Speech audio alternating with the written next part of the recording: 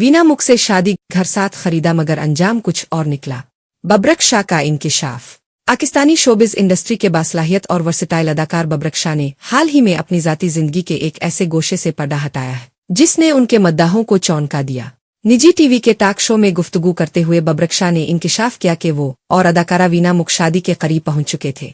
यहाँ तक कि दोनों ने मुश्तरका घर भी खरीद लिया था, मगर किस्मत को कुछ और ही मंजूर था। अपने इंटरव्यू में बबरक शाह ने बताया, हमारी शादी इसलिए ना हो सकी क्योंकि वीना किसी और को पसंद करने लगी थी, और सच कहूं तो मुझे भी किसी और का साथ मिल गया था। उन्होंने वीना मुख की जानिब से मिलने वाले कीमती तोहफे की खबरों को भी रद्द करते हुए कहा, वीना ने मुझे कोई जायदाद तोहफे में नहीं दी, बल्कि हम दोनों ने एक साथ मिलकर एक प्रॉपर्टी खरीदी थी। हमारा इरादा था कि एक ऐसा मुश्तरका घर बनाए जैसे मोहम्मद अली और ज़ेबा का अली ज़ेबी हाउस था।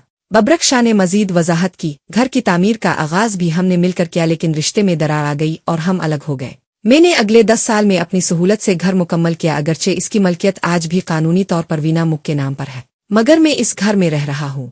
उनकी इस सच्चाई भरी गुफ्तगू को सोशल मीडिया सार्फीन ने बेहद सराहा। एक मद्दा ने तबसरा किया, बबरक एक दियानतदार इंसान है। उन्होंने कभी ये दावा नहीं किया कि वो घर उनका है, जबकि एक और ने लिखा, ये दोनों वाकई एक दूसरे से दिल से मोहब्बत करते थे। वीना मुख की जानिब से घर वापस न मांगने के अमल को भी मद्दाहों ने उनकी ज़र्फदारी और शराफत करार दिया, जबकि बबरक शाह की सच्चाई को दिल से सराहा।